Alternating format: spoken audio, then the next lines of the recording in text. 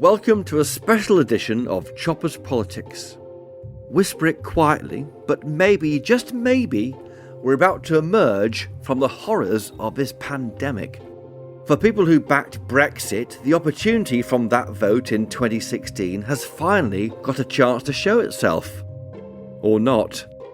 So we here on Chopper's Politics thought this might be a good time to look under the bonnet of Great Britain and Northern Ireland, to give the UK its own MOT, a health check, if you will, to work out whether our country is ready for the challenges of a post-Brexit and a post-COVID world.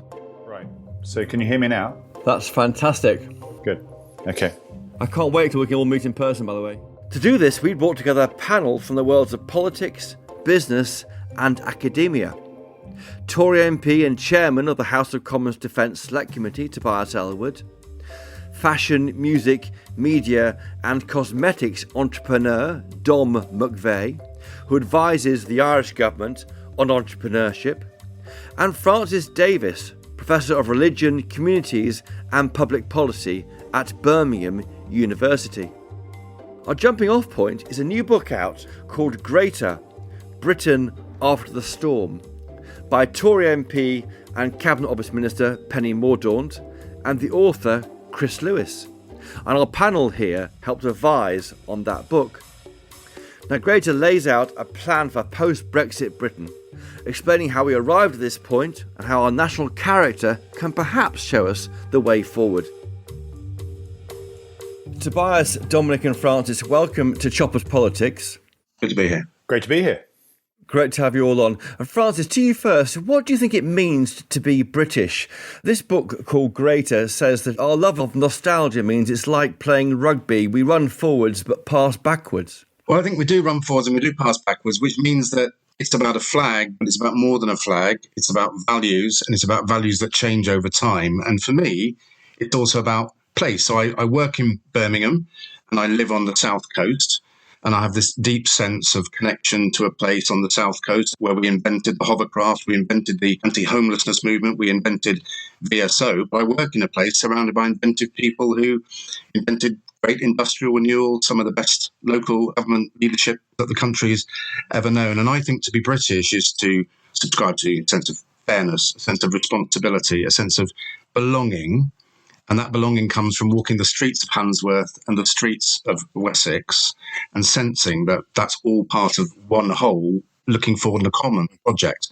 And in parts of Britain, we might have lost that and we need to rebuild it. But that's being British at its best. Dominic McVey, you've spoken before about growing up in a very diverse community in London. What does Britishness mean there?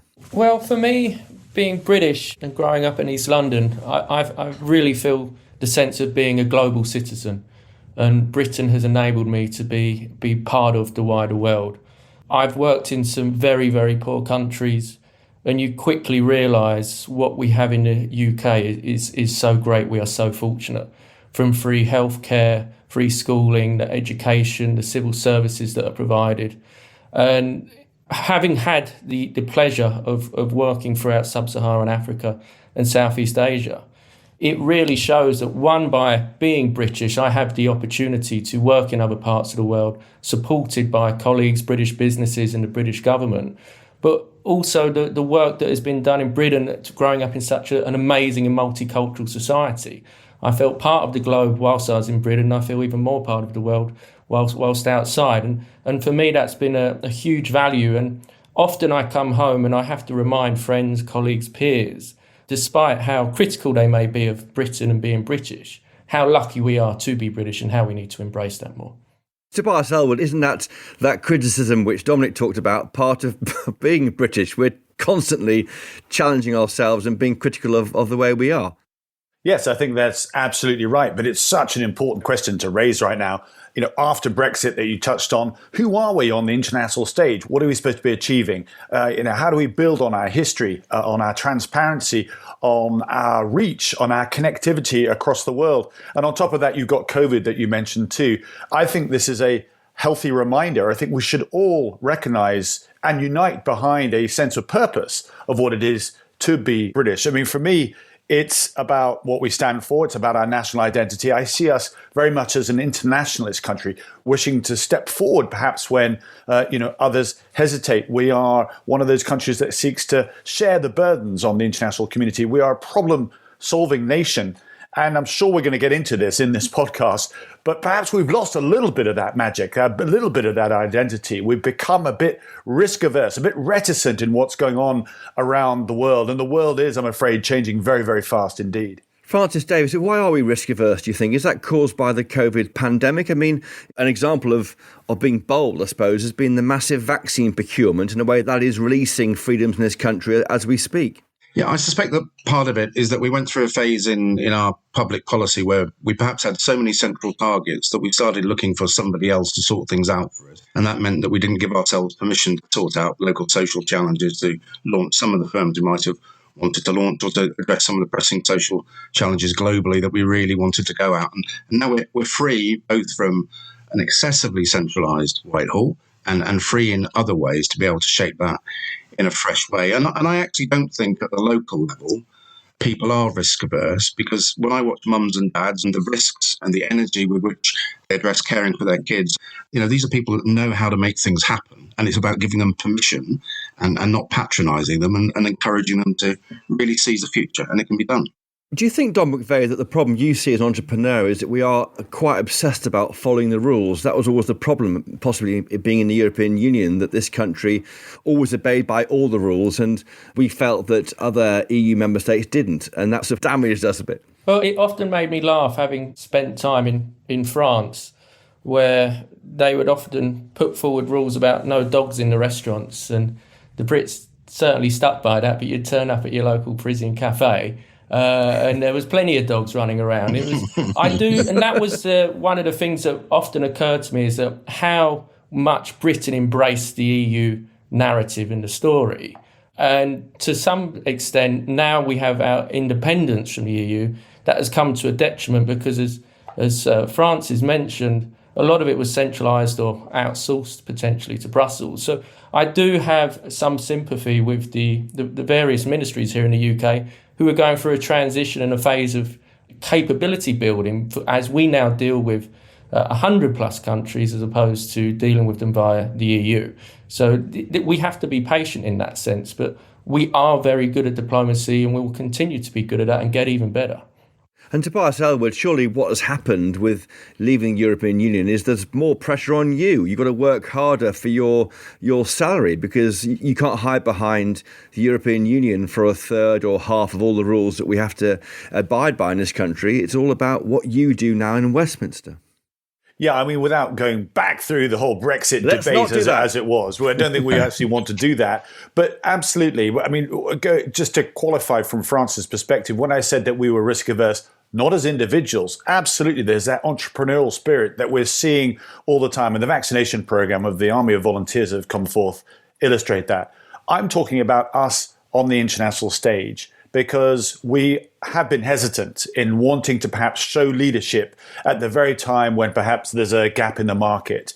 Donald Trump, whatever you think of him, the America First program, the West, what was its purpose? What were we willing to defend? And our adversaries, our competitors, have taken advantage of, perhaps the wobbliness of our international rules-based order. International institutions need updating. And Britain is good at that. We historically step forward, as I say, when other nations haven't in the past, helping solve problems because of our transparency, because we have a clear agenda and we are trusted by all sides. And that's what I'd like to see us return to. We've got a great opportunity this year, don't forget, hosting the G7, hosting COP26 as well, bringing other countries to our nations. My concern from where I sit as chair of the Defence Select Committee is that over the next 5 to 10 years, and I pose the question, do you think the world's going to get safer or become more dangerous? And I think most people will probably choose the latter. If it's the case, what's Britain doing about it? What are we doing to work with our closest ally, the United States, to help actually gain some form of sense of purpose, some resolute direction for the West to deal with some of those challenges, hotspots around the world, global issues that I'm afraid we've perhaps been distracted from because of either Brexit or COVID? Francis Davies, the book calls Britain a soft power superpower. Is that what Tobias Ellwood is talking about, do you think? Our history, the language, of course, is the dominant language in the world. Is that what we are, a soft power superpower? We are a soft power superpower, but we ought to be more than that, because there are parts of the planet, aren't there, where trouble spots are such that you need more than soft power. So over the last couple of years, apart from lockdown, I've been spending a lot of time doing research on the needs of those who survived the genocides in Rwanda and in Darfur and in Cambodia. And it seems to me there are some places, and it picks up Tobias's leadership point, where we might in the future need to step up much more energetically to make sure that China isn't repeating what it's doing in Xinjiang. And I'm struck again and again and again in Africa that whenever we arrive, there's a big Chinese delegation sitting in the hotel already, and they've been providing soft loans, and they've been opening a Confucius Institute, and they've been investing in other ways. And so I think we need to ramp that up. So that's more of the Westminster Foundation for Democracy, more of the British Council, more of the Foreign Office, more of the Department of International Trade, so that we can both project more than soft power with our military capabilities, but do the soft power more agilely, more creatively than especially the Chinese, but anyone else is doing at the minute. Dom, when you've been out working around the world, how is Britain viewed, do you think? Is our colonial history a problem? And we're in a kind of slight crouch at the moment, aren't we, with all this pressure about the colonial imperial past here. Is that something we should be embarrassed about? Or, all countries have past, don't they, which are contentious? I have lived and worked in a number of former British colonies, Sri Lanka, Kenya, to name but a few.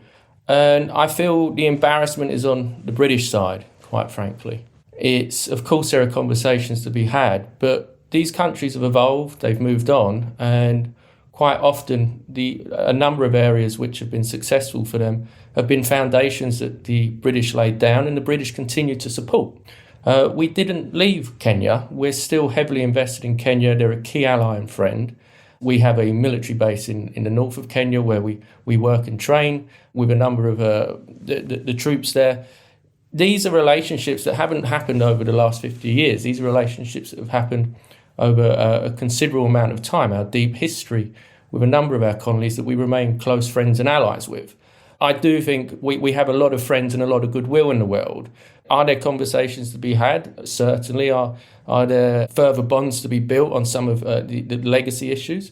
No doubt. But should we be here shying away or embarrassed to wave the British flag in Africa for fear of offending someone in Kenya? No, we shouldn't, because as Francis has mentioned, the Chinese are certainly doing it. Other countries are doing it. I don't see that happening with Britain. It needs to happen. There is huge potential for Britain with its friends and partners. And as Tobias mentioned, they want to work with us. They trust us. We're transparent. We are good partners to have. But as Francis says, we need to perhaps more than soft action on the ground. We need to start delivering. And we do need boots on ground at times. I strongly feel that. Tobias Ellwood, you're chairman of the Commons Defence Committee. Did you agree with Dominic? We need to be more assertive internationally, and that might mean, of course, restoring the aid budget and using aid in a different way as almost capital investment in countries. I absolutely agree with that, and that's actually why I got into politics, is for Britain to play a more influential role as a force for good on the international stage. And I believe we have taken a step back, but we need to explain that to the British people. I believe the reason why the aid budget was cut was for political purposes. It was a message to the red wall seats to say, we want to look after you. Now, I understand that that's part of politics, but ultimately we could have afforded if we want to, given the amount of money that we're borrowing. But it was a political message to say, this is important and we'll turn back to that when we can. That's missing out the dangers of us pulling out of programs in Africa and elsewhere. In Libya, for example, the Russians will be delighted if we are removed from there. In Somalia, Al-Shabaab will be so pleased to see us pull out. In Kenya as well, Batak was mentioned, the military forces there too.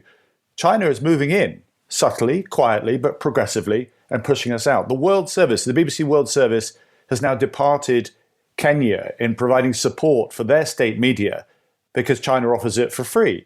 And what we need to do is better explain to the British people why this is important, how it actually helps our own prosperity, because aid helps improve governance, it improves education, and then it improves trade as well. It improves a bond. And I'm afraid if we leave a vacuum, it gets filled either by a competitor or indeed by, let's say, an aggressor, such as Al-Shabaab or Boko Haram, who have, again, very different agendas as well.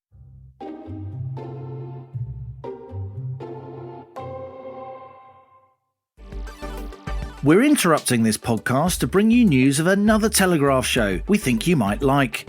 It's called Planet Normal, and it's hosted by me, Liam Halligan. And me, Alison Pearson. We're both Telegraph columnists who share the view that far too often those who shout the loudest on the telly just don't represent the views of normal people. So take a trip with us to Planet Normal. We're joined by some stellar guests, well-known voices from politics, business and the arts. All from different fields, but they have one thing in common. They're at the top of their game, but distinctly down to earth. The good news is I finally learnt what a podcast is and even how you subscribe to it. It's actually quite simple. Search for Planet Normal on your podcast app or click on the link in the show notes for this episode.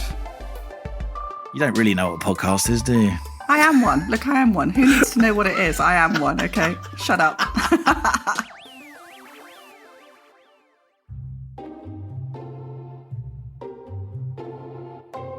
Okay, we've covered the international picture. Do you think we underestimate that we're pretty good at stuff in Britain? You know, we're the second largest number of Nobel Prize winners. We're fifth in the Global Innovation Index. A quarter of us, that's 1 in 4 of us. One of us 4 volunteers a lot. We've got 4 of the top 10 best universities. And the World Economic Forum in Davos says that 35 million people want to move to Britain. Why is this, Dom McVey? I think it's probably because of the weather. But in all seriousness, I feel so lucky to be British and to embody my version of British values, which is tolerance, transparency, honesty, and creativity. We travel, we're part of the world. We've left our footprint everywhere, for good and for bad. And our music, our culture, the way we influence through our media, our technology, the royal family. We're on the global stage every second of every day, and it's an exciting place to be. We project what we are. We are a great nation. We want to be better. We can be better. But we are great. We are Great Britain, and people see that. And why wouldn't you want to be part of it? And, you know, I go back to the fact of the things that the British people take for granted here, myself included, no doubt, from our free education, our free healthcare, good roads that work. Low cost of transport. You know, to travel 80 miles in Sri Lanka could take you 6 hours. We complain when it takes us 2 hours instead of an hour and a half because of the rain. So we have, and I think if Britain, and I hope through the COVID crisis, we've understood what amazing doctors, nurses, teachers, you know, delivery drivers we have, maybe we will be less hard on ourselves and we can look for the opportunities going forwards better. Tobias Ellwood, do you agree with that? That'd be assessment there from Dominic. I would, and I'd add to that we need to remind ourselves of these, particularly after being locked down. This, you know, COVID fatigue that we've had has been tough on us. But you just think, you know, the Premier League is the best in the world. The music that we produce, it winning awards everywhere, as is our film industry, our, you know, life sciences and so forth. The reason why we had a vaccination produced is because of, you know, our pharmaceutical capabilities. Here in the UK, we have so much to be proud of, and I think we need to re-energize that. If one thing Boris Johnson does bring, you know, to the table is a sense of enthusiasm to try and push back that doom and gloom, and that I think is to be very, very welcomed indeed. Francis Davis. Yeah, I tell you what I do worry about, though, and it's sometimes not very easy to talk about, which is those at the bottom of the economic pyramid in the UK, and then this increasing divide that I perceive between the north and the south, between the east and the west. And then the fact that most poor people don't live in poor places. So it's really hard to be poor or to struggle in Guildford, or to be in Thanet and not get to Maidstone, and Portsmouth and not get to Winchester, or be in Hartlepool and know nobody in Hampshire. And it seems to me that a big challenge going forward, and it comes out in the book a bit, is how we reinvent what I call one nation institutions. So that would have been a bigger army. That would have been a more successful national church back in the day. So it's how do we refashion our institutions going forward, whether that's parliamentary ones or corporate ones, so that people can really feel like they've got a stake, because to live permanently angry is the kind of thing that sends kids to ISIS, leaves people feeling isolated in Peterlee or Hartlepool, and doesn't mean that we have a stronger sense of being Britain. And it seems to me that that's an urgent something we need to address, more than just a red or a blue wall. So, but we can do it. We can do it. A new welfare settlement for 2022.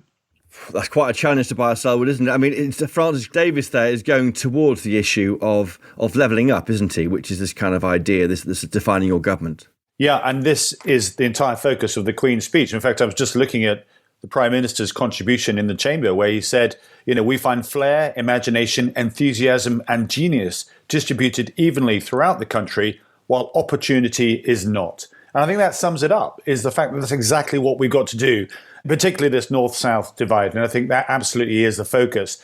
The idea that we can then secure these seats, they loaned us their vote, and we need to make sure that there is opportunity that then comes with that. That's the infrastructure, not just physical, but also the 5G rollouts, the academic opportunities to educationally to advance yourselves, and then, of course, then have a job in your locality, not to have to come down south for where the big businesses, the FTSE 100 companies are based. Yeah, we used to say, didn't we, get up and get on your bike. Now we want you to get up and stay and build a firm. I was going to ask Dominic McVey, do you agree with this? I mean, some people, entrepreneurs particularly, would say that the government just butt out and let you guys get on with it. Do you think the government can help here? The private and public sector have a huge role to play together. I can't build a manufacturing plant in a part of England if there's no connectivity to logistics hubs, logistics centres, if there's no local transport for the community to come and work, if they're not the schools or the resources to educate and train people. So business has to be clear with what it expects, what it wants. Consistency is key for me. If you tell me you're going to tax me 50% a year, that's fine, but tell me you're going to tax me 50% a year so I can plan for it. When policies change erratically or go up and down, are we invested in the north, we invested in the south, is the train line on, is the train line off? That makes life difficult for businesses because they have a return on investment they need to make, and that takes time. Britain has so much to offer in all parts of the nation, and we do need to do more to look beyond London. As a Londoner, someone born in London, but having made the point of spending considerable amount of time and investing in regions outside of London, there often seems a lot of confusion. I worry that a lot of journalists are writing from their homes here in the south about issues in the north. And at the same time, I do worry that there are journalists in the north writing about issues in the south. We know some of the poorest boroughs in this country are located in London. London does have its challenges. It may have huge opportunities, but the challenges are great here too. So how do we level it out? As Francis is saying, how do we make sure that communities have better cohesion, better understanding of each other? How does business play a role in that? Okay, I've set up an office in Hartlepool, and there's a lot of opportunity with a relationship I have in Manchester University, for example. How do they come for the interviews? It costs too much.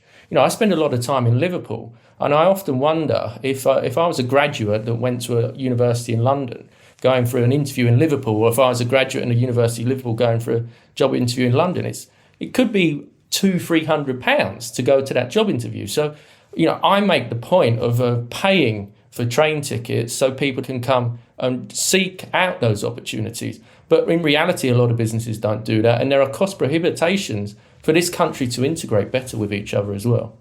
Francis Davis, do you think the problem here is that Whitehall is too top-down? I mean, this is why Tobias's government is moving out bits of the Treasury into the north and MHCLG to the West Midlands, where you are, that kind of thing. Will that work? Will that create a different mindset, do you think, to help what Dominic's talking about? Well, so I think that can help create community anchors, which is kind of institutions that are going to be there no matter what. And that means that other people can plan to build businesses and firms and educational services and training around them. But I think it's more than just moving buildings. It's also about powers and devolving the right powers to the right localities.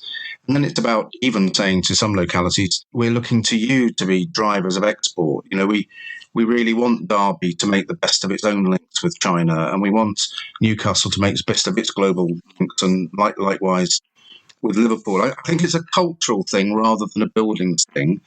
Because if every local councillor or local leader or even the odd mayor feels that to be able to take a proactive action locally they have to fill in 13 forms, do 17 interviews, and be accountable to a minister in London or to an official that doesn't know where Hartlepool or Bacup or Fratton or West Bournemouth is, then, that's the culture we need to shift, to turn the pyramid upside down and unlock that potential. And that cultural thing is what's going wrong at the minute. A new localism, a new unleashing of the talent that we've been talking about. Tobias Ellwood, the book talks about, this book, Greater, by Penny Mourdant and Chris Lewis, we're talking about today. It talks about political reform. Dominic McVey, do you worry about young people, particularly young people, losing faith in our democracy, and indeed in capitalism itself, because it is not working for them in terms of the way the assets, homes and the rest are held and controlled by the older generations? It's a really good question. I think we do require our young people to become more involved in politics, more involved in the debate. We often have flare-up moments which will stimulate interest, but there's a considerable amount of disinformation across both sides of an argument, which can easily mislead anyone of any age. Ask most young adults who their local MP is, quite frankly, and Tobias will know better than me, they won't know who their local MP is. They might not know to even write to an MP. I think when I was told that I could go to an MP's surgery, I went to my first one when I was about 12. I was very keen to understand politics. I was scared when I was told it was a surgery.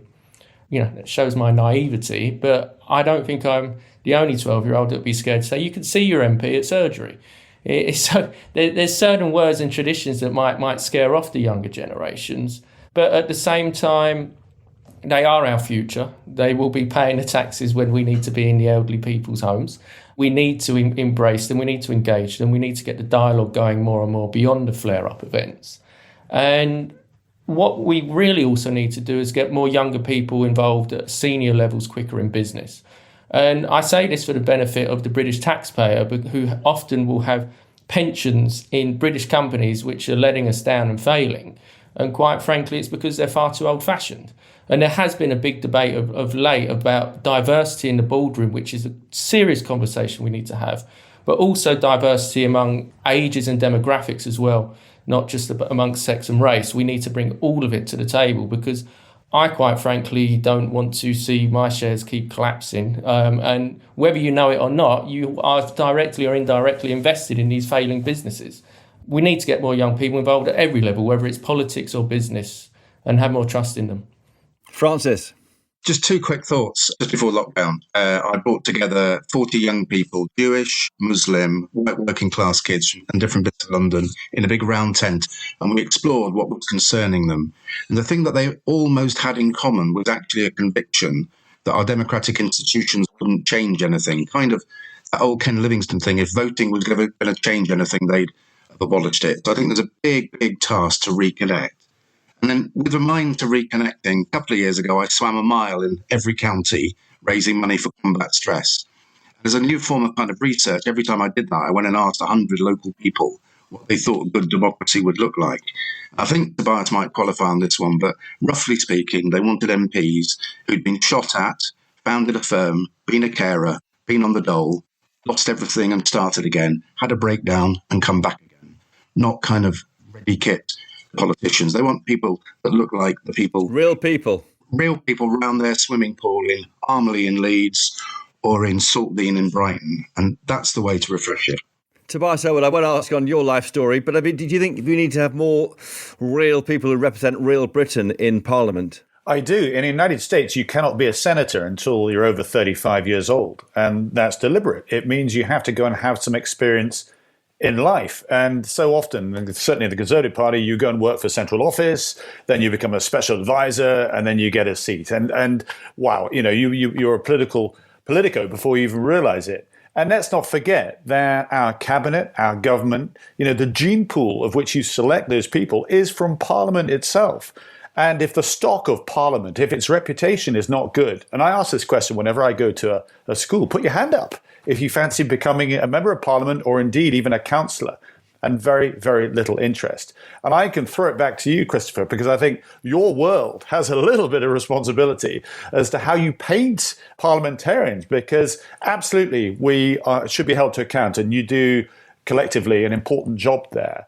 But we need to be careful that we don't become a complete punch bag and blame for everything, because it is a tricky existence being a member of parliament, but an important one. And I would want to encourage others to be able to consider it, particularly from businesses, because most people say, well, actually, I've done well in my business, in my private life. I really don't want to go into the public world. Dom McVey, would you be an MP?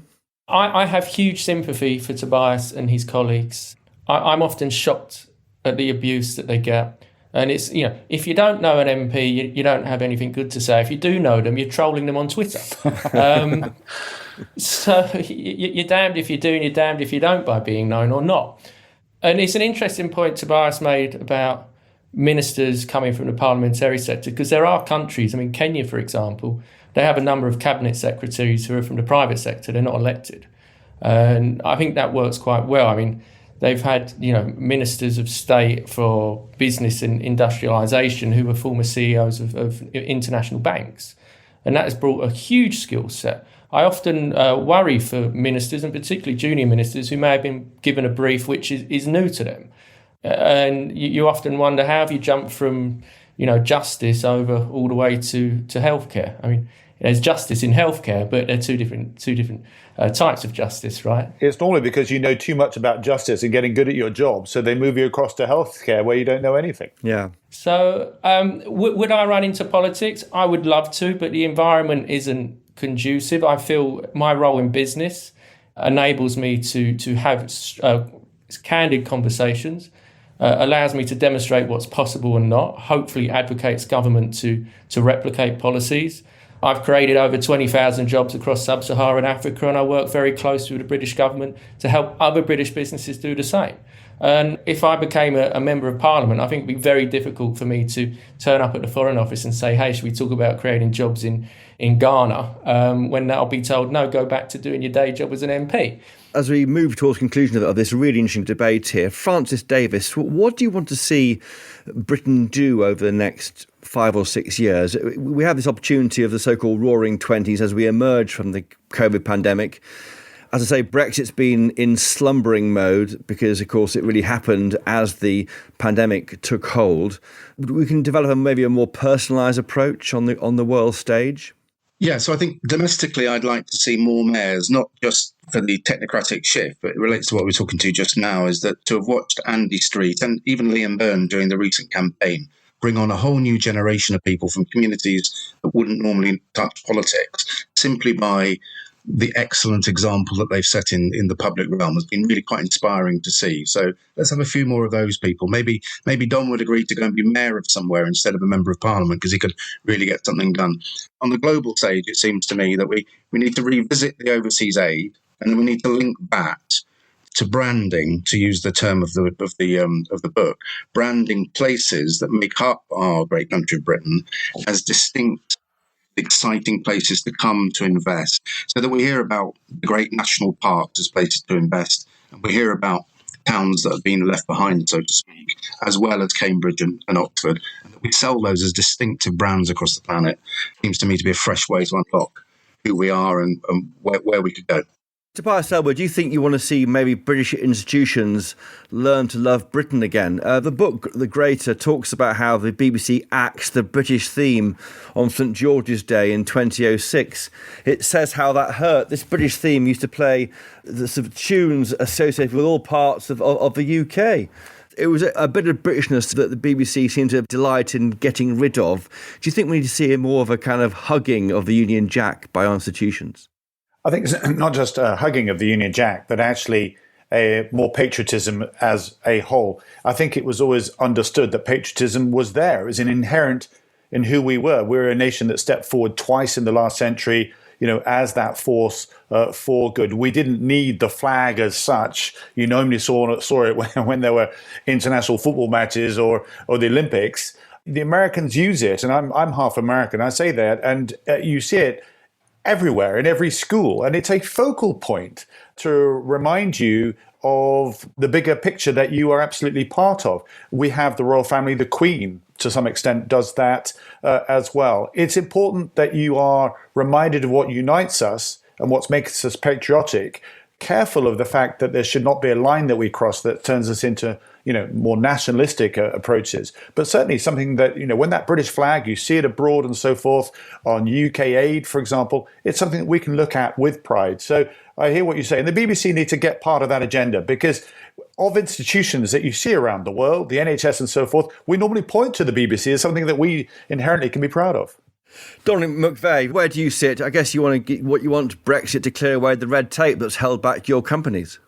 Brexit, I think we've moved on. I think Britain's in business. It's old news to me. Good. We've done free trade agreements with over 96 countries. The world wants to do business with us, and we've made it clear we want to do business with the world. Most of our imports that are outside the EU have run as smoothly as they ever did, from China, India, the US, Canada. If you're buying makeup this week for yourself or your wife or boyfriend, whoever it might be, it's probably made in a country outside of the EU, and it hasn't stopped arriving, right? Thank goodness. So for me, Brexit's done. It's old news. Let's get on with the business of the day. Just finally, as we wind up, in just one prescription, we've given this country a health check as best we can. One prescription, what would you prescribe for the UK? Francis Davis. Innovation. That'll do. Tobias Ellwood. I think international bandwidth. Let's recognise what we're good at. There's a gap in the market for international leadership. Let's fill it. And Dominic McVey. Well, I think it'll be a combination of two. Innovate internationally. Let's keep Britain on the global stage and keep the music pumping, and the Nobel Peace Prizes keep coming. Almost come out of the crouch. Well, Dominic McVey, Francis Davis and Tobias Ellwood, thank you so much for joining us this week. Well, to give this nation a health check, it's well required, and hopefully some food for thought. Thank you for joining us. Thank you. Thanks, gentlemen. Thank you. Thank you.